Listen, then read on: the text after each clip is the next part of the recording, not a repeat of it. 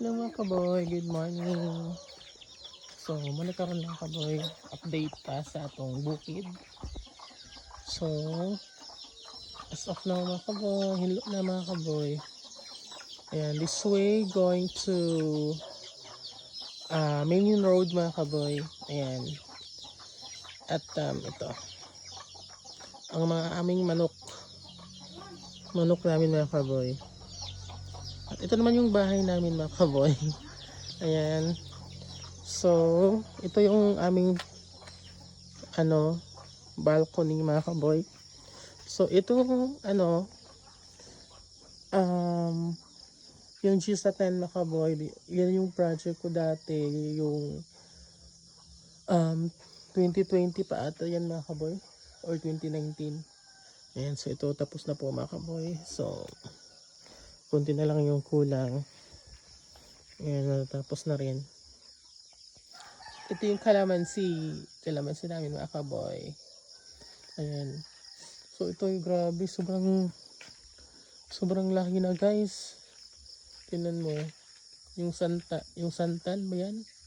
Sobrang taas na mga kaboy. At yan.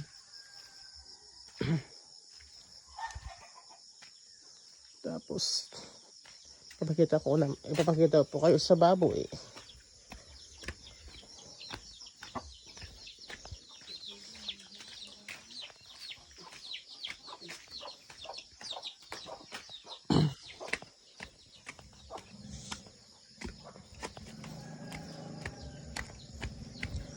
Ito yung baboy namin mga kaboy. Ayan. So, nakaon na ni ma? Ayan. Madyo ka, di sila ako na. Dili sila mag-wik-wik. Na? Mura na, nakakaon na kay, paman di pa mag-wik-wik.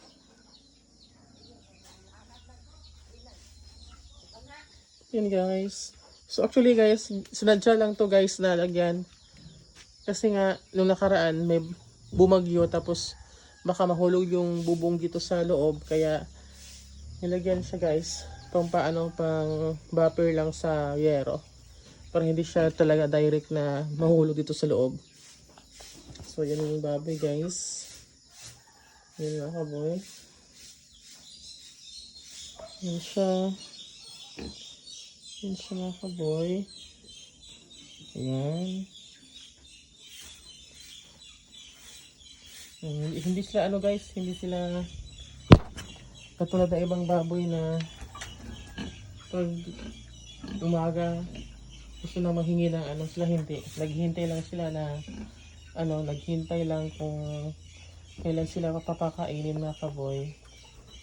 Ayan, so madumi na sila guys kasi pero konti lang yung tayo nila guys. Yan sila yan guys. Yan. Yung isa yung isa guys. Yung isa yung makaboy. Ang kriga? Uy. Uyo, sila. Ilalap mo ito ron. So, yan yung saging.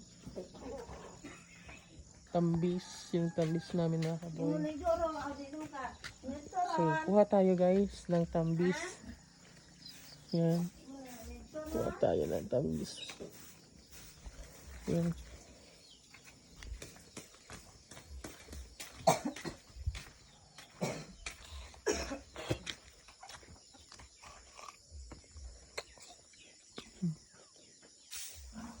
Rock. Yung saging Ito na saging Pwede na itupuan Ha?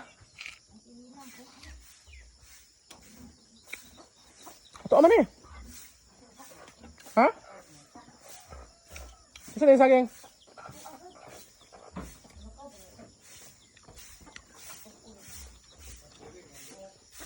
Ha?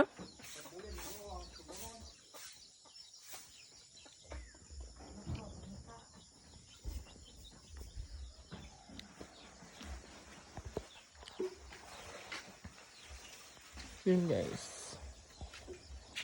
Bye.